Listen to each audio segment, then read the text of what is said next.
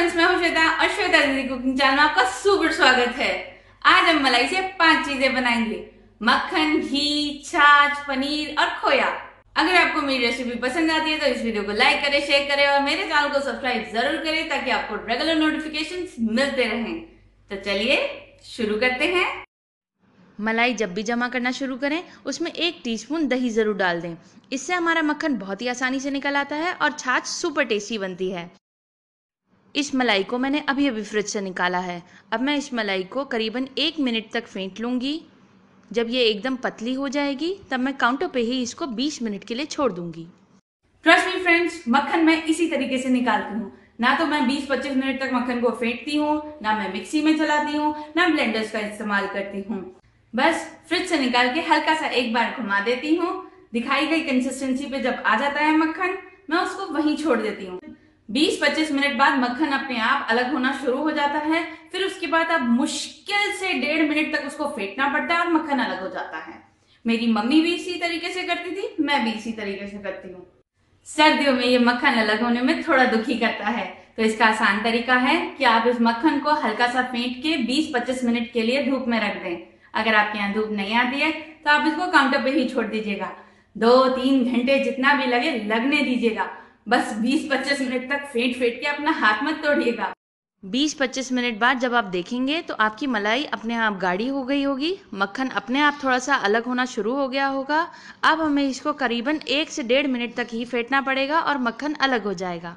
ये मक्खन निकालने का सबसे आसान तरीका है। ना फेंटने का झंझट है, ना मिक्सी साफ करने का। जब मक्खन में से थोड़ा थोड़ा पानी अलग होते हुए दिख जाए तब आप समझ जाइएगा कि आपका मक्खन बन गया है। अब हम इसमें ठंडा पानी डालेंगे और इस मक्खन को धो लेंगे। ये स्टेप बहुत ही ज़्यादा इंपॉर्टेंट होता है। इससे मक्खन पानी से बहुत ही आसानी से अलग हो जाता है। दूसरा, जब हम घी बनाएंगे तो हमारे घर में गंदी बदबू नहीं आएगी, बल्कि खोए की सौंधी सौंधी खुशबू आएगी। लीजिए, हमारा मक्खन तैयार हो गया है। अब इसको इस तरीके से दोनों हाथों से निचोड़ के एक दूसरे बर्तन में रख लीजिए एंड एंजॉय।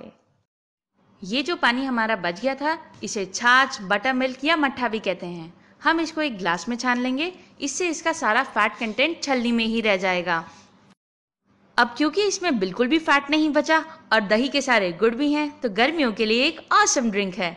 इसमें काला नमक और भुना जीरा पाउडर डाल के मिक्स करिए एंड एंजॉय। तो चलिए पनीर भी बना लेते हैं। तो बाकी बचा जो पानी था उसको एक पतीले में डाल देंगे और उबाल लेंगे। अगर ये अपने आप फट जाता है तो बहुत ही अच्छी बात है। नहीं फटता तो इसमें 1 टीस्पून सिरका, नींबू का रस या फिर टाटरी डाल के फाड़ लीजिए और आपका पनीर तैयार हो जाएगा। अब इसको एक कॉटन के कपड़े में छान लीजिए। यहाँ पे मैं एक बड़े वाले हैंकी का इस्तेमाल कर रही हूँ। छानने के बाद इसको इस तरीके से निचोड़ लीजिए और फिर इसको थोड़ी देर के लिए सेट होने के लिए रख दीजिए। जल्दी सेट करने के लिए आप इसको फ्रिज या फ्रीजर में भी रख सकते हैं। हमारा पनीर सेट हो गया है, तो चलिए इसको काट के भी दिखा देते हैं। एंजॉय। चलिए घी भी निकाल लेते हैं। तो जो मक्खन हमने निकाला था उसको हम एक कढ़ाई में डाल देंगे।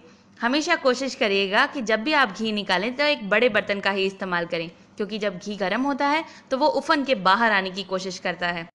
जब घी के नीचे का खोया आपको हल्के पीले रंग का दिखे तो आप फ्लेम को बंद कर दीजिएगा और इसको हल्का ठंडा होने दीजिएगा।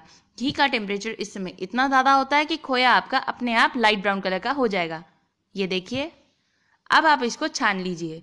छानने के लिए हमेशा लोहे की छलनी का ही इस्तेमाल करिएगा, क्योंकि प्लास्टिक की छलनी पिघल सकती है। लीजिए, आपका घी भी तैयार हो गया और खोया भी।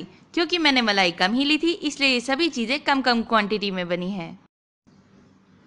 इस खोए से आपने मीठी चीज़ें तो बहुत सारी खाई होंगी।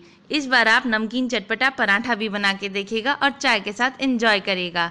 इसका लिंक मैंने नीचे डिस्क्रिप्शन बॉक्स में दे रखा है।